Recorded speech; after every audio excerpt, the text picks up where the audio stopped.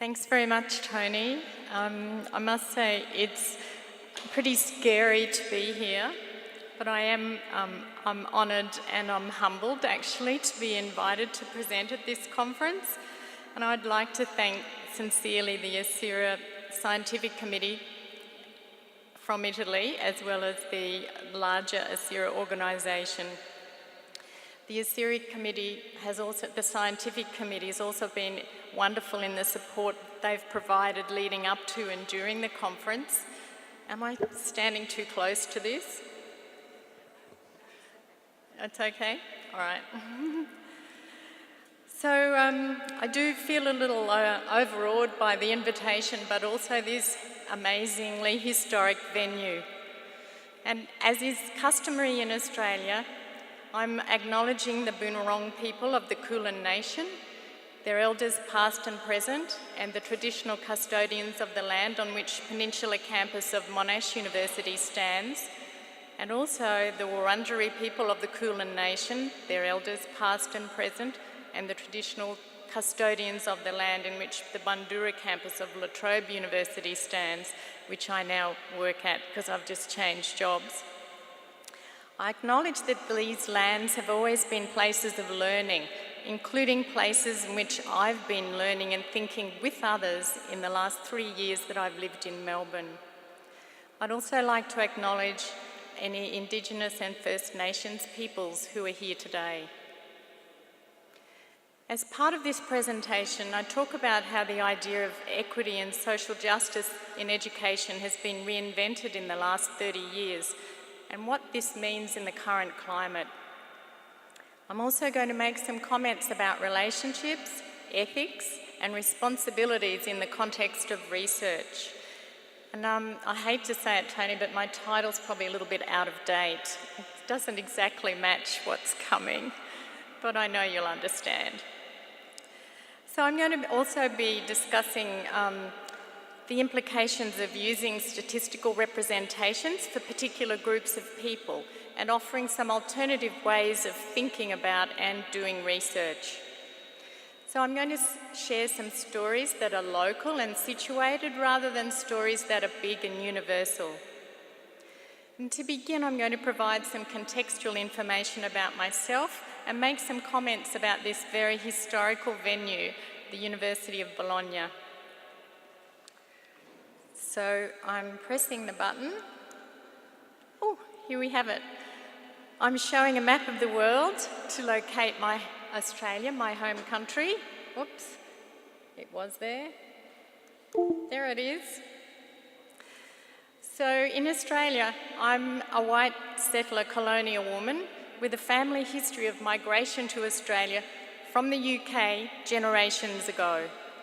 Australia was colonised by the British in 1788, and colonisation and colonial practices remain a significant feature of everyday life in Australia, including living on unceded land. So this map attempts to represent the language, social or nation groups of Aboriginal Australia. It shows general locations of larger groupings of people, which may include clans, dialects or individual languages in a group. And those boundaries are negotiable and contested in many ways. This is a map of Australia and it shows the 6 states and 2 territories, and I live and work in Melbourne in the state of Victoria, which is down on the bottom right-hand side, but not the island down the bottom. So I began my teaching life when I was aged 20 as an early childhood classroom teacher, working with children aged 4 to 5 years in the year before they began compulsory schooling. And as part of my 14-year teaching career, I taught in the before school sector as well as the early years of schooling.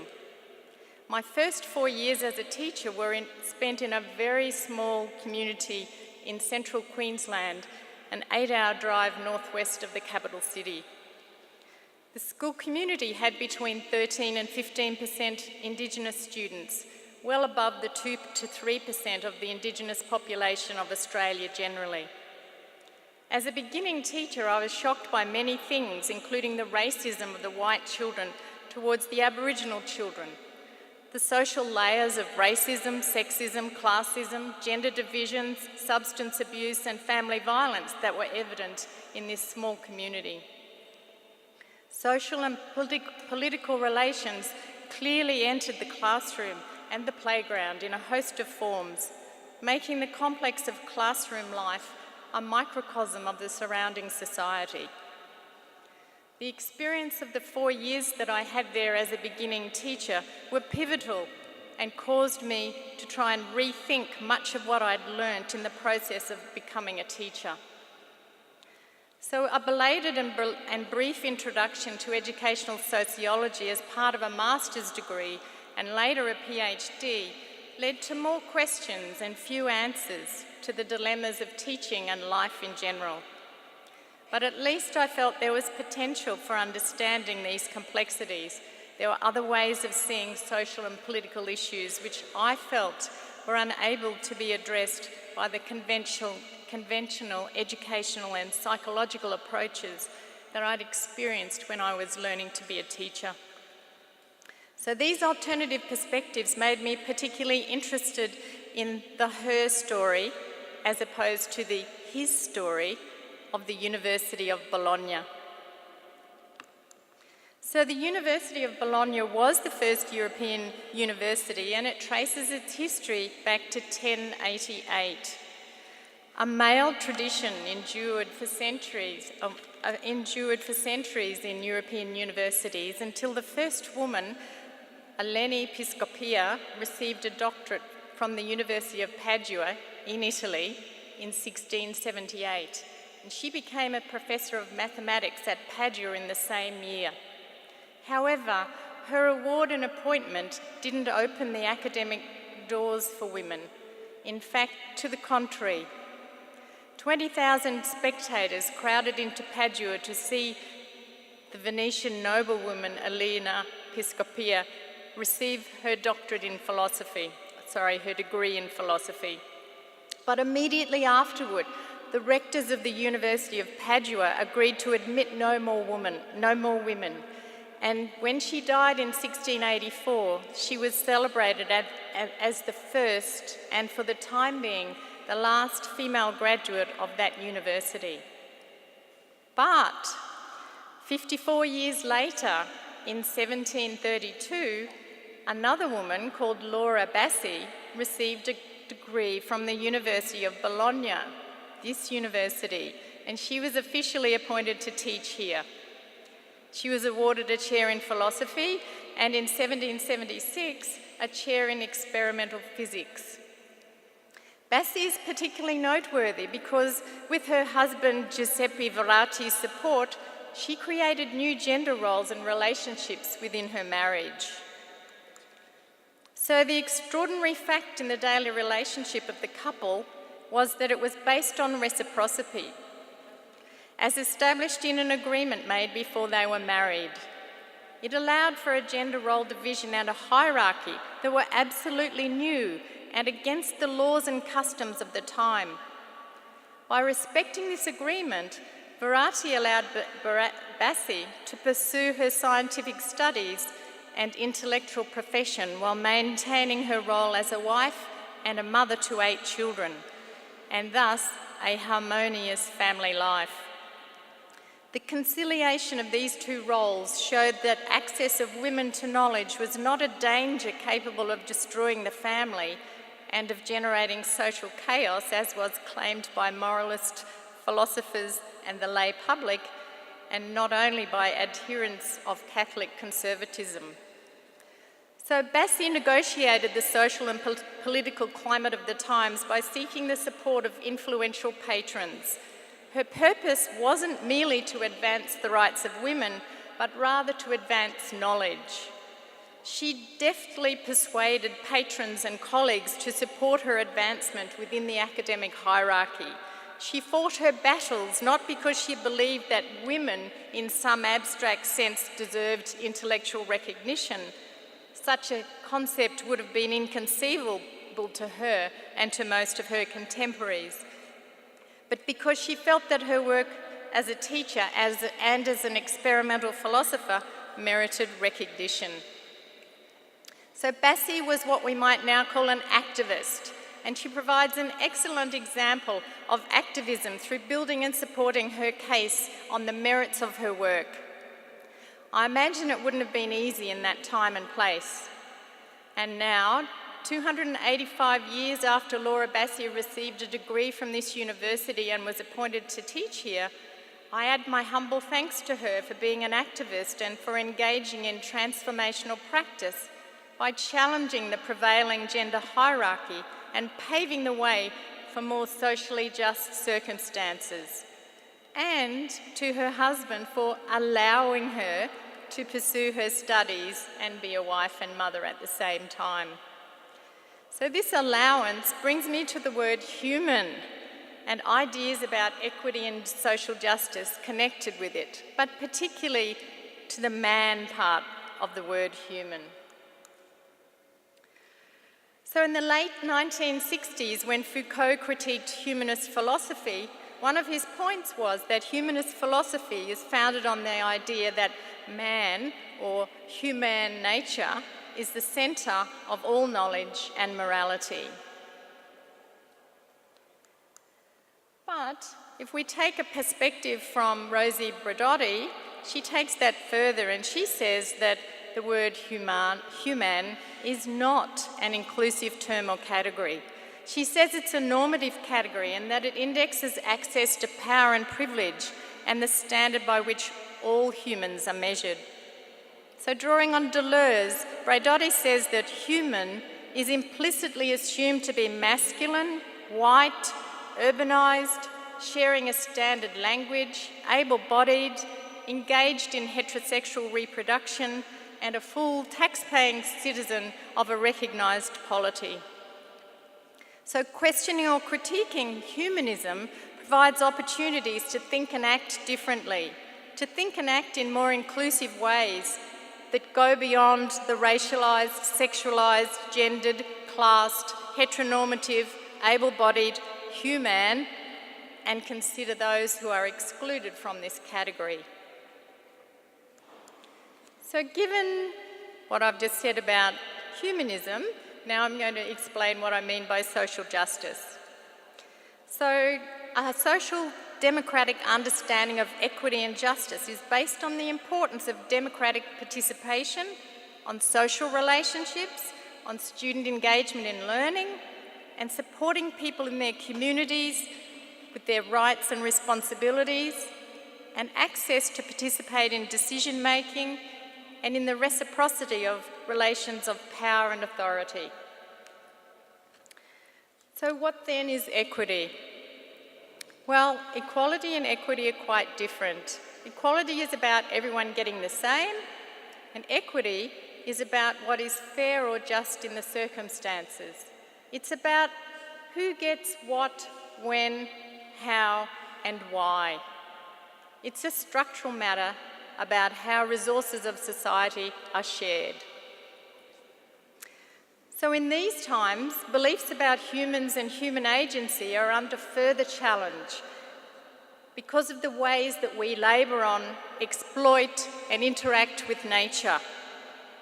Some of the approaches used to address these challenges are called new materialism, in contrast with materialist approaches that have been popular in the past, for example, existential phenomenology or structural Marxism. But these older approaches are inadequate for understanding contemporary society, especially what Kuhl and Frost have called the urgent challenges that there are to the environment caused by demographic, geopolitical and economic change.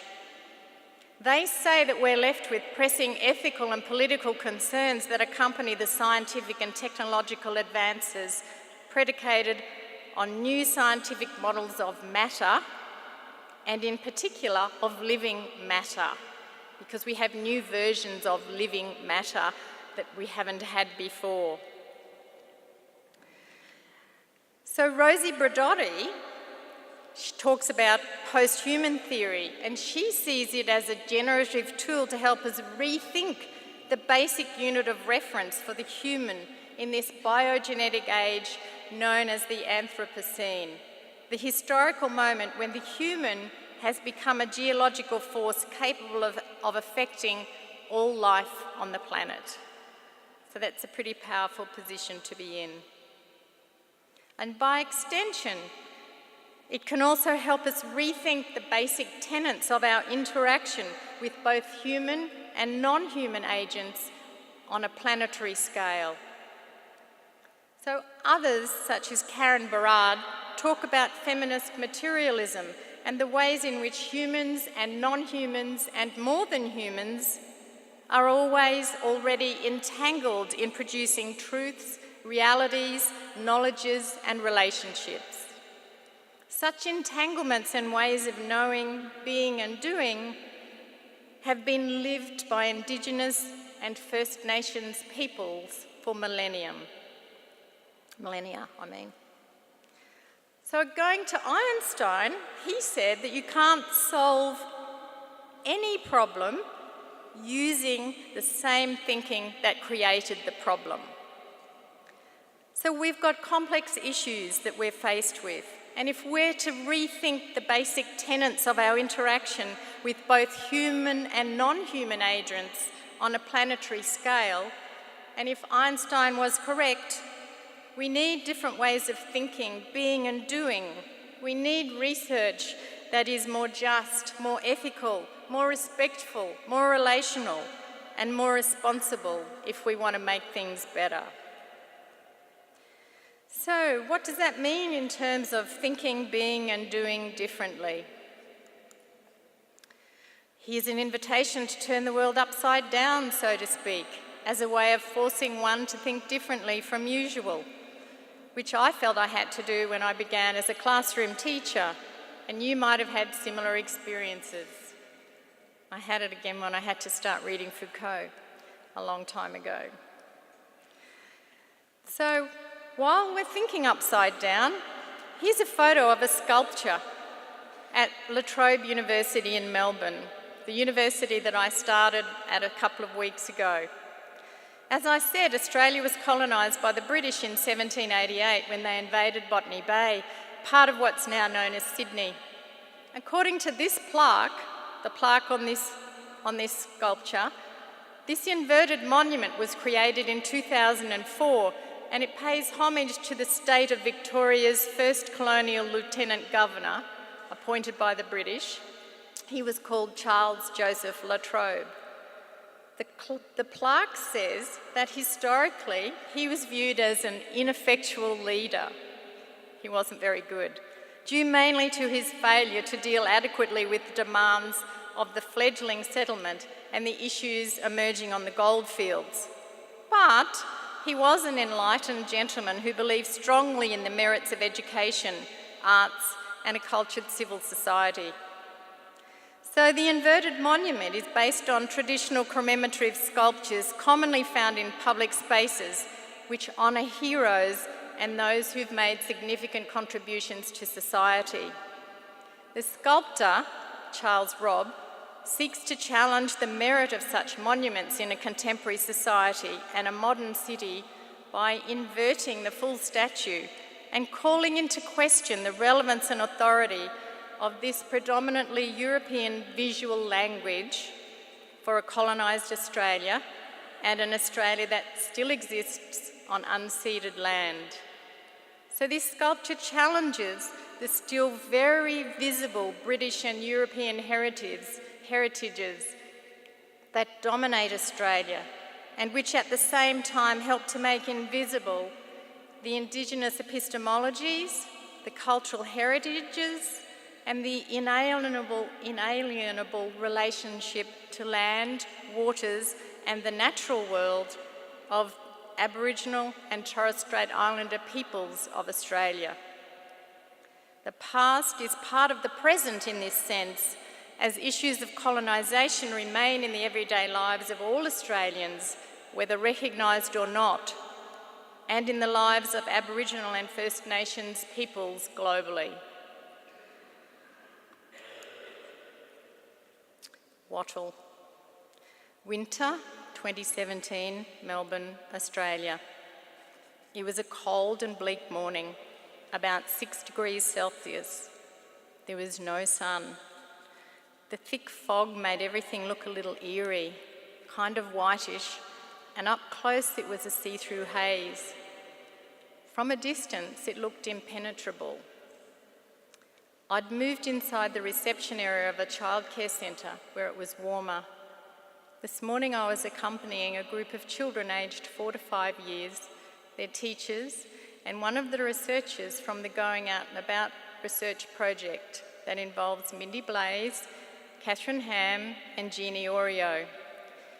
We were visiting, taking some of their dedicated class time with the park.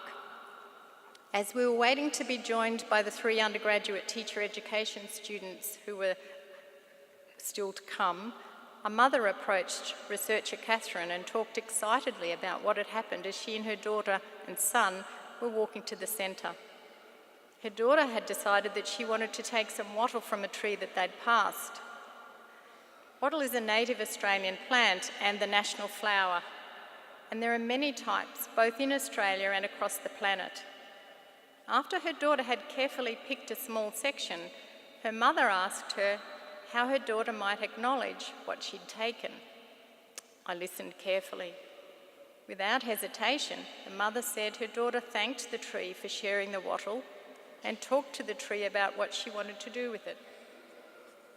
So is this research? Research is generally understood as a systematic, rigorous, complex and focused inquiry aimed at increasing understanding of a topic, an event or an issue. But not all research is created equal, and some research designs are valued more highly than others. And as Michel indicated in his keynote, at the moment, evidence-based policy and evidence-to-inform practice dominate educational agendas, not just early childhood educational agendas. And these are the preferred approaches of many governments in the global north, as well as the global south. Like a puzzle, all pieces of evidence-based policy and evidence-informed practice are supposed to fit together neatly to form a coherent whole. But Helen Penn says that evidence-based policy may be a problematic area because of the conflicts between what governments want to claim and what the scientific evidence actually shows.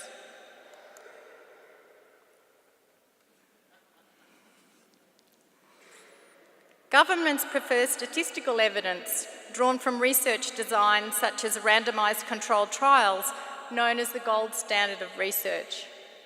This is the evidence that forms the basis of policy, which is then supposed to inform practice. And studies that hold the most weight currently in early childhood education are those that have been undertaken in the USA to, and I quote Helen Penn, measure the effectiveness of childcare.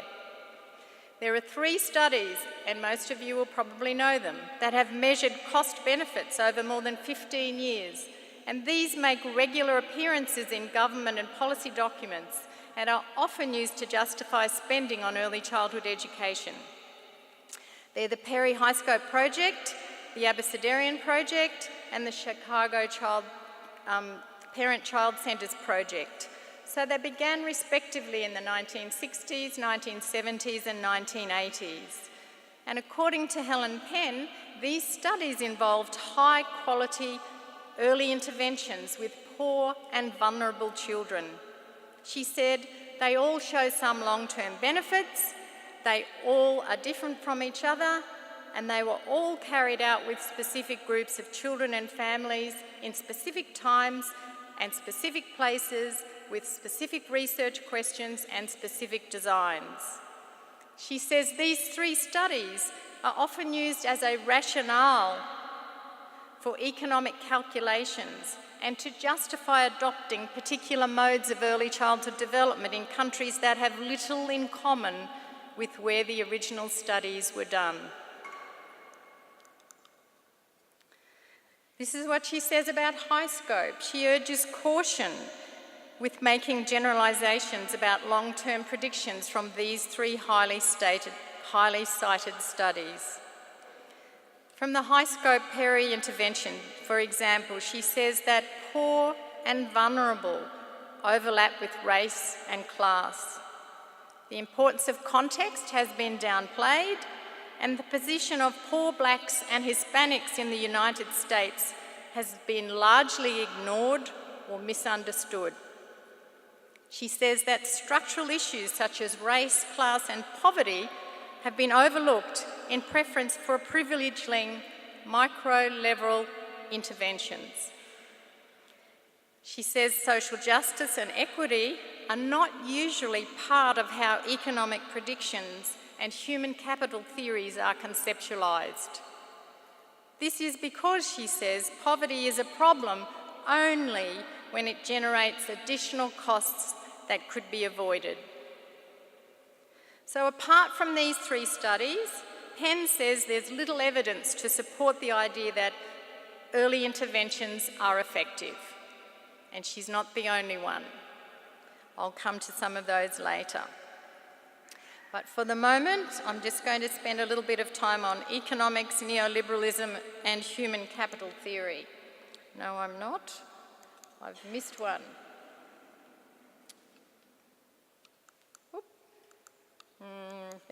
There's a missing slide. That's okay. So, male economists such as James Heckman have played key roles in influencing early childhood policy in the last few years, and they use economic theories to make predictions about future costs, benefits, associated savings, return on income, those sorts of things that we heard Michelle talking about. So the dominant and prevailing view in economics is neoliberalism. Neoliberalism is characterised by the state interfering as little as possible. The market is seen to be the best determinant of goods and services because state-provided services are considered inefficient, and that individuals are to blame when for their circumstances. So that means that parents are held responsible for their child's welfare.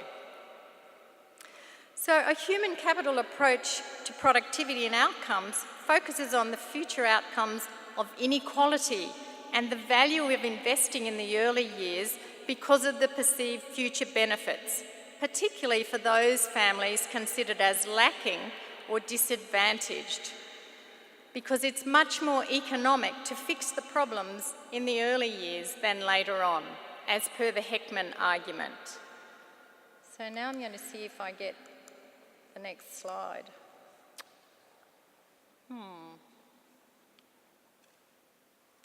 I don't know what's happening to my slides. Okay, just bear with me while I move forward a little bit and see if I can find where I'm supposed to be. Yep, okay, got it, thank you. So 20 years ago, an Australian academic, Alan Luke, indicated that a human capital model is premised on the identification, quantification and categorisation of lack and filling of that lack as an economic and social project. In its various iterations, the human capital approach has progressively renamed social justice as access. So in Australia, we now have access for children aged 4 to 5 years for 15 hours of free preschool education per week with a degree qualified teacher. And that, in my understanding, my interpretation, is seen as access and counted as access and passed off now as social justice being access. Human capital approach has also shifted concerns about the specialised needs of equity groups to the need for behaviour management.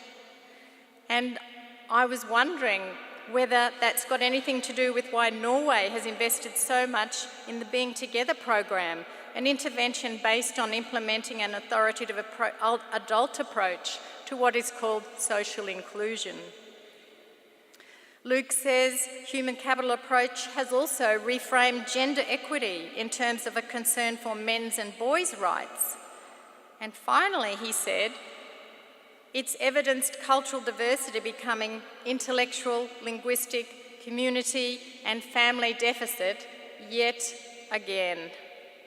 So in the United States, the focus on using early childhood education to ameliorate the effects of disadvantage and to ensure a productive workforce in the future has capitalised studies aimed at identifying which types of publicly funded programs are the most effective in preparing children for school. So in human capital terms, these threats that Luke's talking about must be contained early, or else the future economic productivity of citizens and therefore the nation will be compromised.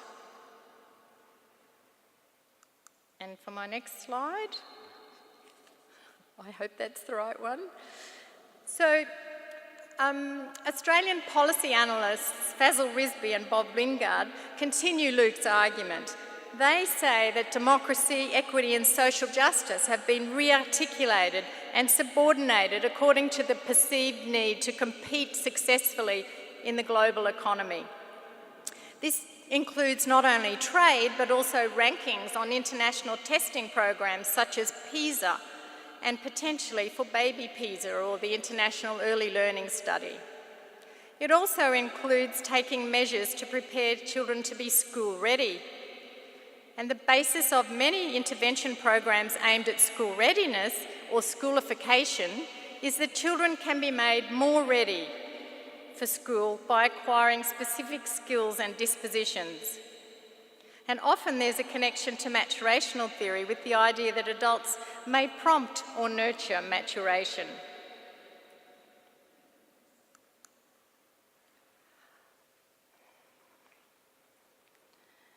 So in the last 30 years in Australian education, a distinctive ideological shift from a social democratic to a market conception of equity has occurred.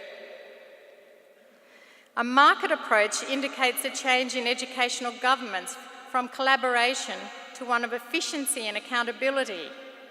And when the market determines equity, the assumption is that it is located in the processes of acquisition and production of capital rather than in the need to build social communities based on notions of trust and human dignity.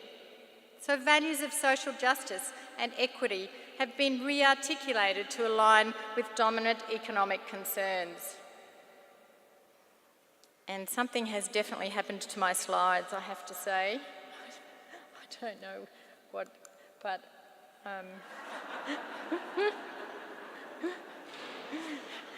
bits of them aren't there and bits of them are there, so there's ghosts. But I'm glad you laughed. Okay, so I'll just I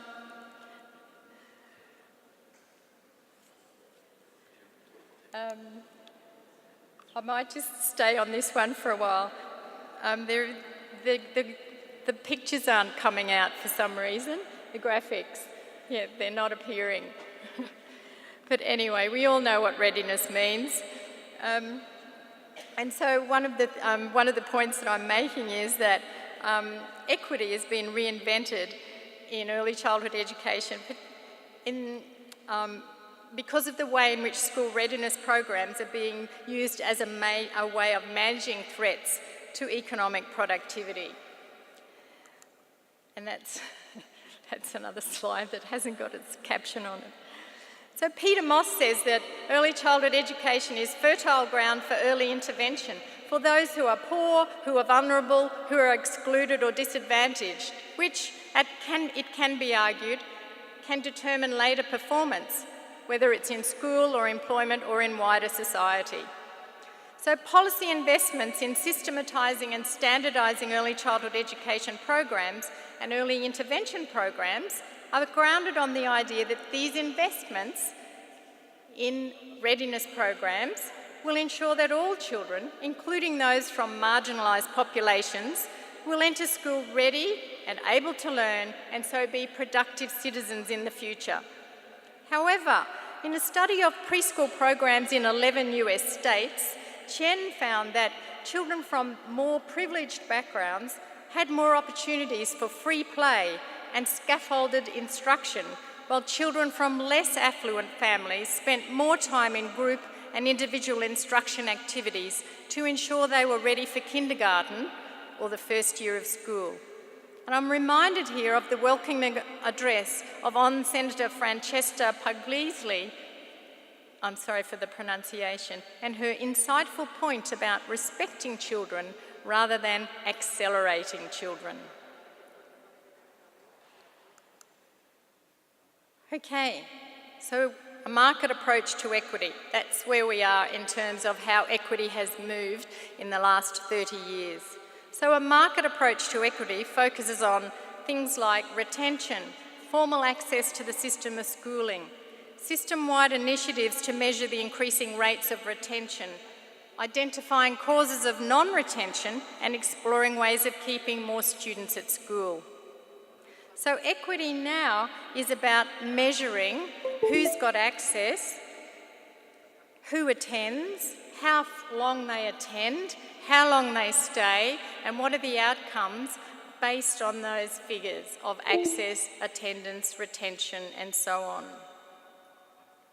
So in Australia, we have the Australian Early Developmental Australian Early Development Census, which is an adaptation of the Early Development Index used in Canada, which all teachers complete for each child in their class in the foundation year of compulsory schooling. So that might be kindergarten or prep or preschool.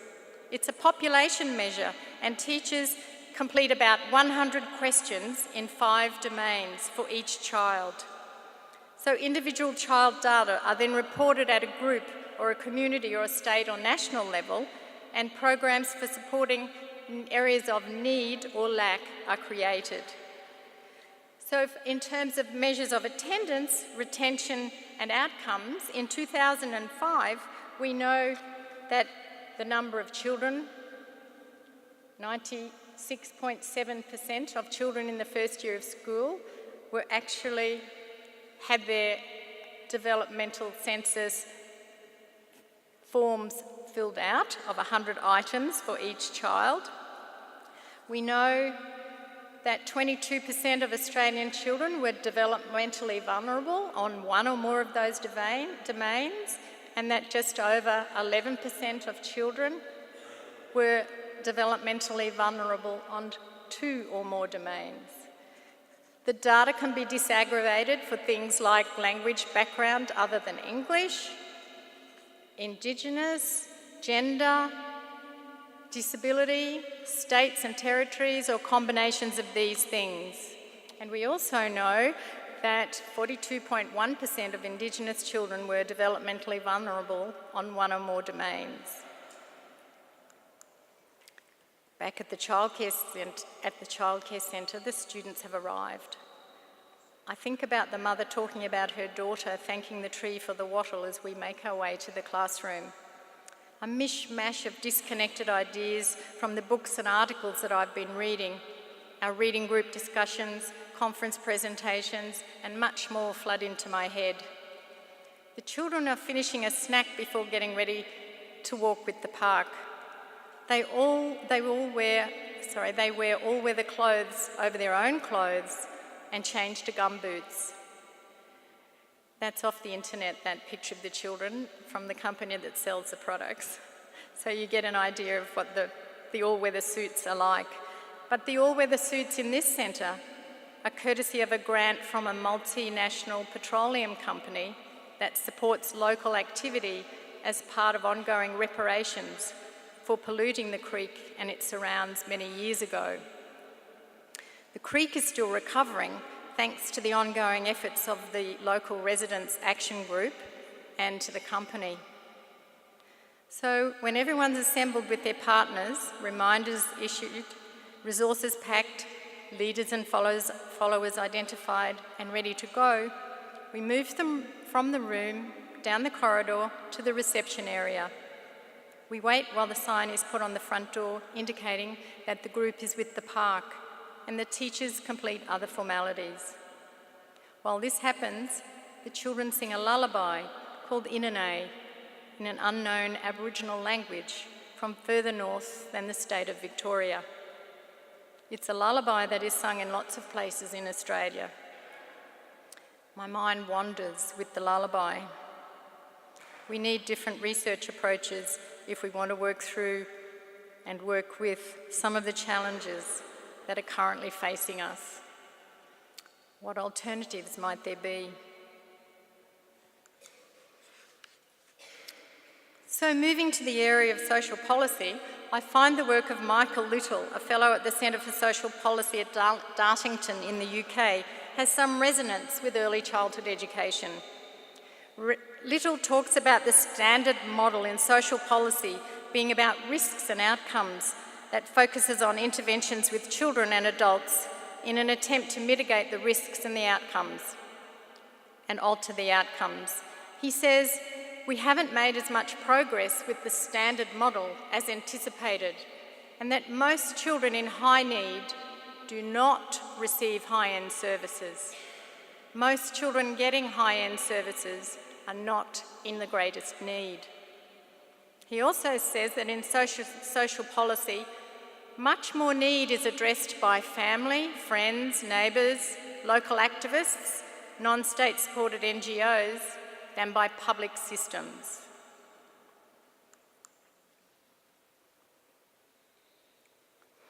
So like education and early childhood education, in the last 30 years, evidence-based programs in social policy have been supported by experimental evidence, and they've proliferated.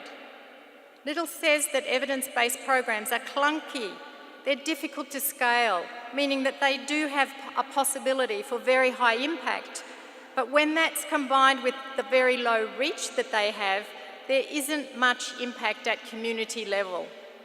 He says effect sizes are routinely modest, that many do not translate well to countries with strong welfare state structures, and the results are difficult to replicate. However, he does indicate there are a couple of exceptions and includes the Incredible Years program and the Functional Family Therapy program in this category. Other concerns Little has about the standard model of social policy include the collection of lots of monitoring information, which he says little of which is used. He says more and more evaluation is undertaken, but he questions, are we actually learning anything more from this information? We're gathering it, are we using it? He says data has become a reflex. It's used to control and to hold people and organisations to account, and it's narrowly focused on outputs and outcomes. He suggests an alternative to the standard model of social policy, and he calls it relational social policy. And he says it's about relationships, not interventions, and that the standard model in relational social policy can get in the way. He reiterates that it's not an intervention, and he quotes the figures of social workers in one location spending 30% of their time with families and 70% writing reports about their visits. In relational social policy, he says the balance between public systems and civil society will change, as will the role of technology. And he talks about using technology as an Uber, collecting small amounts of very smart data, which is used to connect children who are in need with communities and public system resources. So he says relational social policy is about building relational capability in civil society, and it's going beyond outcomes and impacts of intervention. He says relationships make a difference because for those who have suffered shame, loss of self-worth, or a loss of agency, there's a disconnect with society. He says when relationships develop with people, they can change cognition, they can lead to a recovery of agency, and they can lead to a change in the networks with whom people engage, and therefore they can lead to different outcomes. So he says it's about changing patterns of connections. And his message for practitioners who enact social policy is that the quality of the relationship makes a big difference. So much so that connections can influence outcomes significantly. He says, how people feel matters, and it matters that people feel that they matter. Individual workers matter, and some individual workers have more relational capacity than others. And he says systems can enhance or hinder that relational capability. So he's quite modest, and he acknowledges that relational social policy is just one of several approaches to social policy. But relationships have been valued by many in early childhood education just about forever. And some recent research from early childhood scholars in many countries, probably by many of you sitting here, indicates the difficulty of compromising relationships to focus on administration or report writing or outcomes. So relational social policy is about relationships, not intervention. It's about connection, not outcomes.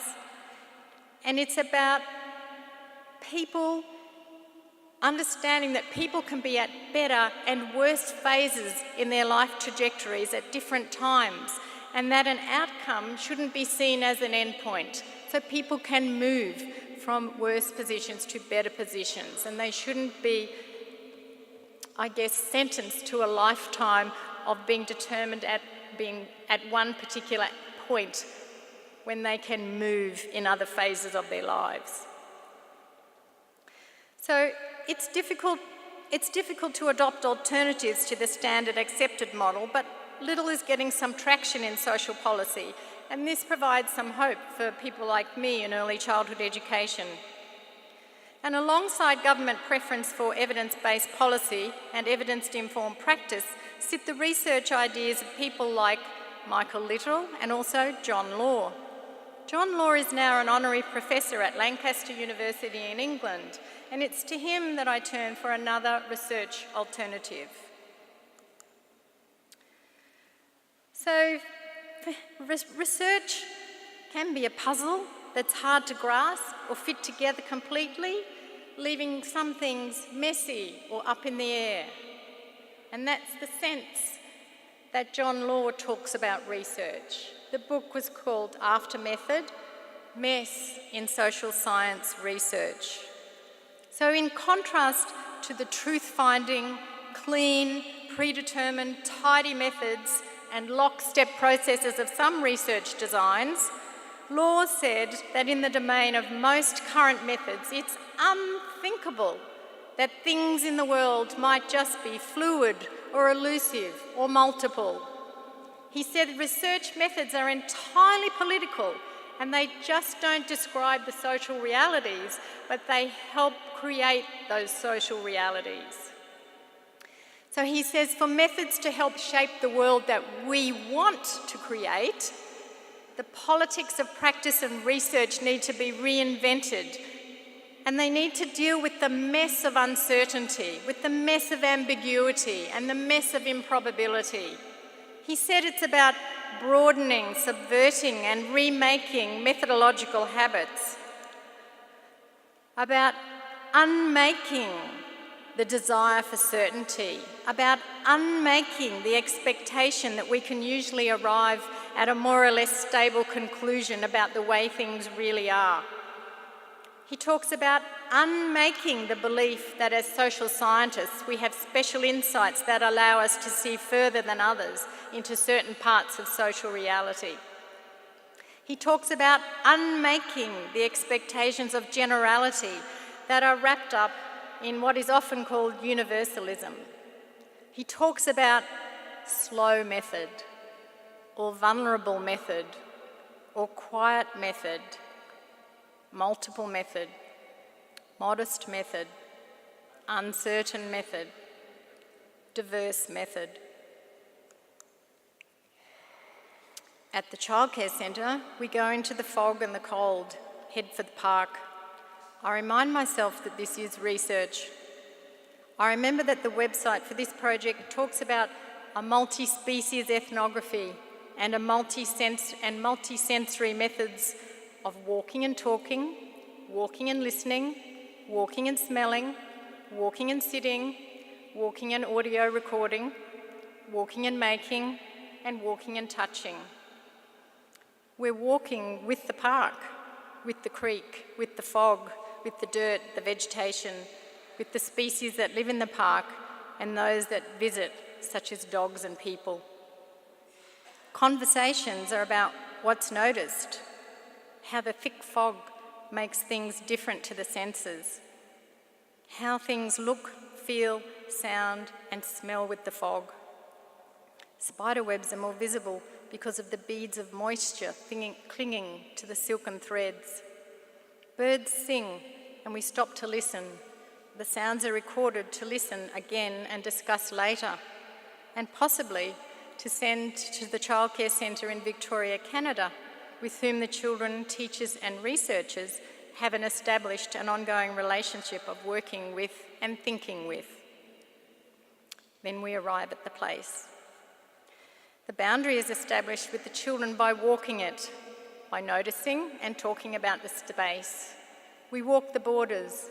On one side is the creek, the other side a path running parallel to the creek, at one end a large tree, and at the other end a path that leads to a bridge across the creek.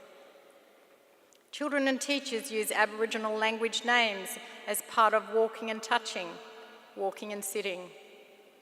In the time taken to walk the boundary, individual and small groups of children have become engaged with what they see, hear, touch, and smell. I think this is slow method. This is vulnerable method. There's no certainty about what will happen when we're with the park. But just like the creek and the surrounding ecosystems, the children, families, and communities are connected to and entangled relationally with the multinational petroleum corporation, with profits, with capitalism, and the colonisation of peoples, places, spaces, and resources.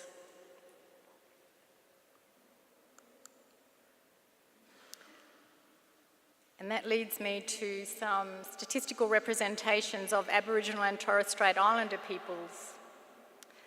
So the target populations of intervention in early childhood education are threats to economic productivity. In Australia, this includes, amongst other groups, the Indigenous population of Australia, of Aboriginal and Torres Strait Islander peoples. The use of data about Indigenous Australians has been on the basis of crude, and I quote, crude social binaries, Indigenous, non-Indigenous, as an input into public policy.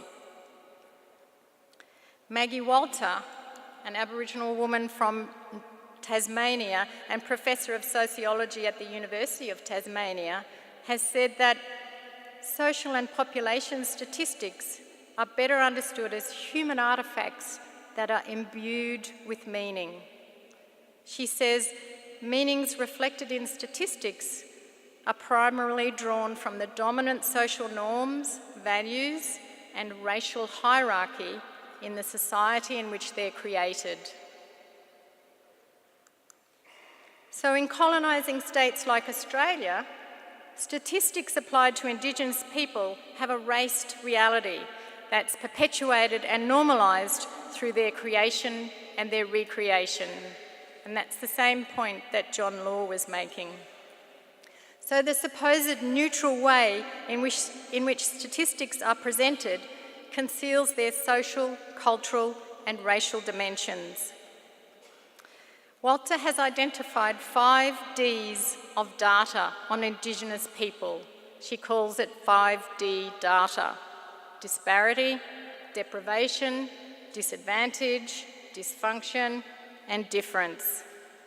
She says there's a dearth of data on Indigenous peoples that present an alternative to the 5 Ds, and that Indigenous peoples are largely invisible, except as statistically informed pejorative stereotypes.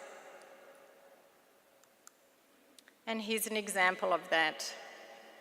So we have a national assessment plan for literacy and numeracy, and the data from the 2012 assessment plan indicates that more than 3 times as many Indigenous Year 3 students did not meet the national minimum standards for reading, compared with 12.1% of non-Indigenous students. In Year 5, the proportion was 53.9% and 15.9% respectively. So the information is presented as gaps, deficits, lacks, problems. So Walter challenges researchers to consider how reversing the analytical lens to generate data conceptualised through an Indigenous methodological framework might alter the narrative, might alter the concepts, might alter the discourse, and might ultimately alter policy directions for Indigenous Australia. So I've been fortunate enough to be part of a research team of 6 that has attempted to do this in a pilot study. We're trying to reverse the analytical lens of the 5 Ds. Our research team of 6 consists of 2 Aboriginal women academics, one who has recently identified Aboriginal ancestry through tracing her family history, and 3 white settler women academics. The goal was to identify initial ideas about supportive and successful classroom experiences for Aboriginal and Torres Strait Islander children, and to use this information to develop a larger study. We wanted to do this because what is not well known are the classroom factors that support Aboriginal and Torres Strait Islander children in their everyday school lives. And we think if we can identify some of these, they'll be supportive for all children. So we used a methodology.